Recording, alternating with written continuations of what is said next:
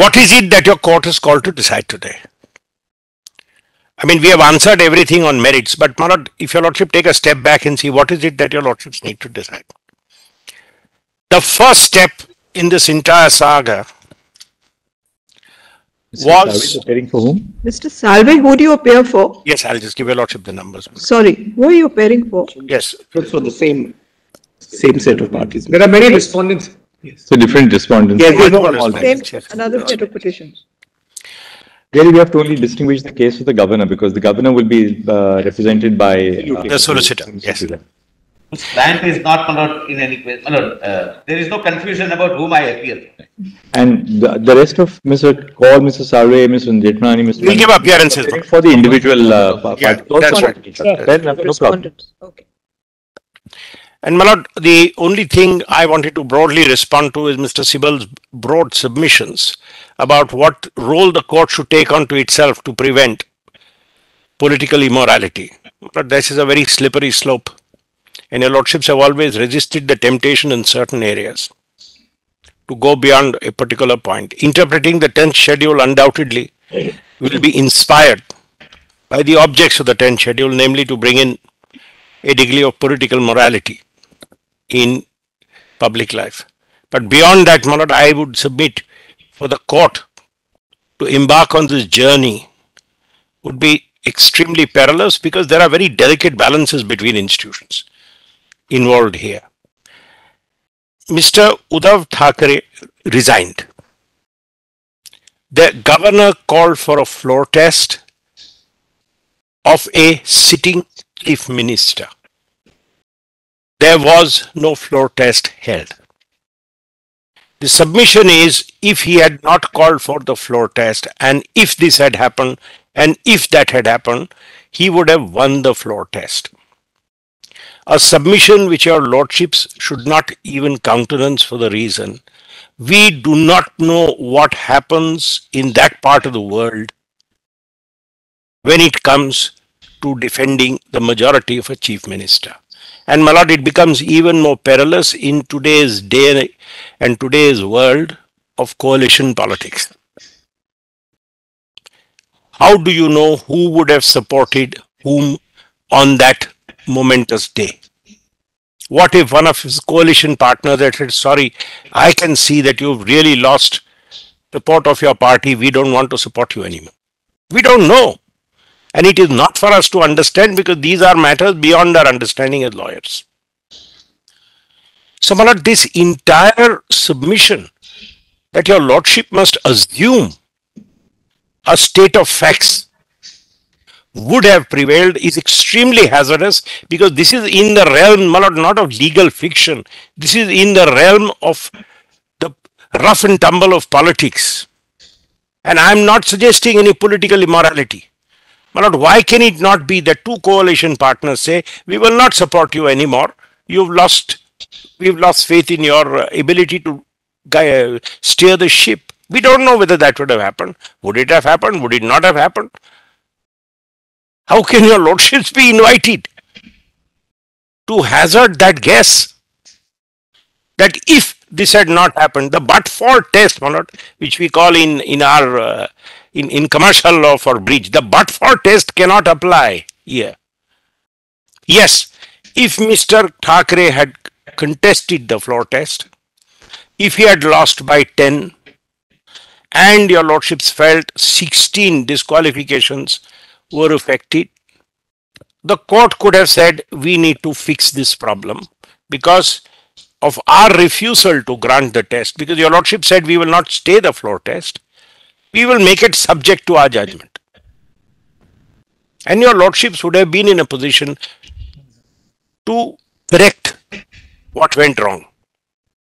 My lord, I know it's a much more mundane world in boardrooms and in company general meetings, but the principle is the same. Somebody says so-and-so should not be allowed to vote. Your lordship said count his vote separately, and we'll see what happens to the resolution.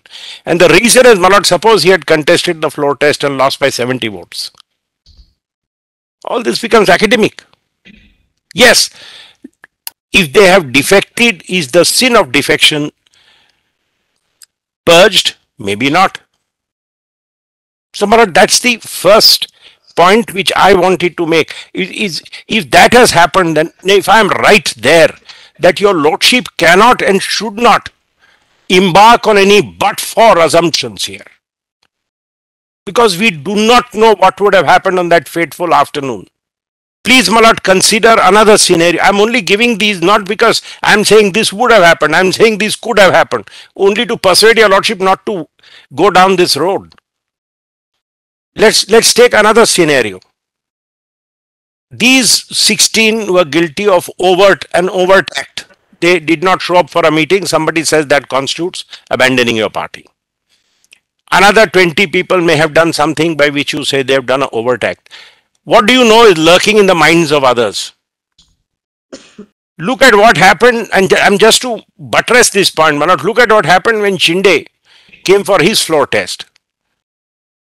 13 of hardcore so-called supporters of Mr. Thackeray abstained from voting, which basically meant it strengthened his hands. Now, these things happen in public life. How do you know how many more were not harboring the intention of walking away that day? So, but these are all I'm saying is this is rank speculation as far as we are concerned. The politicians may feel that they knew what was going on. And we've had, and I'm just bringing it to your lordship's notice, your lordship know this, we've had a very strange situation in this very state, in this very formation, where one government was sworn in, and within 3 days that government fell and another government had to be sworn in. So, but these things happen. And the person who got sworn in as the deputy chief minister with another formation became deputy chief minister.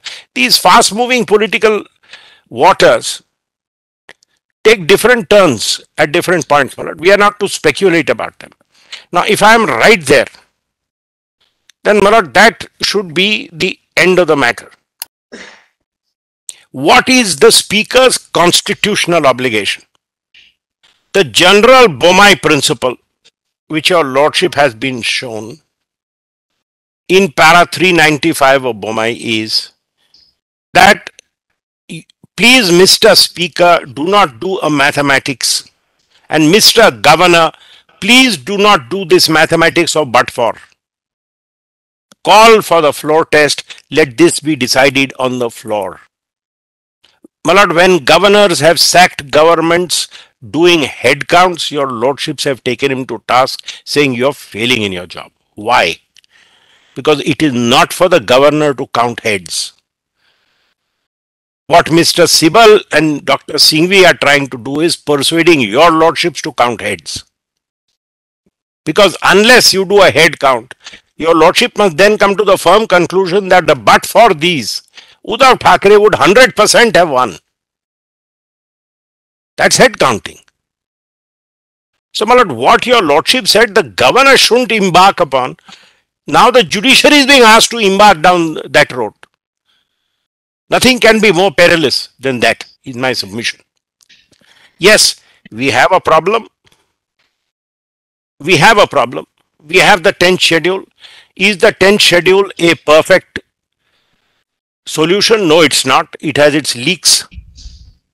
Parliament is, when the legislature sometimes tries to fix it, sometimes there are conflicting interests, it is not fixed. But the biggest example we have of criminalization in politics, we have had this problem all the while.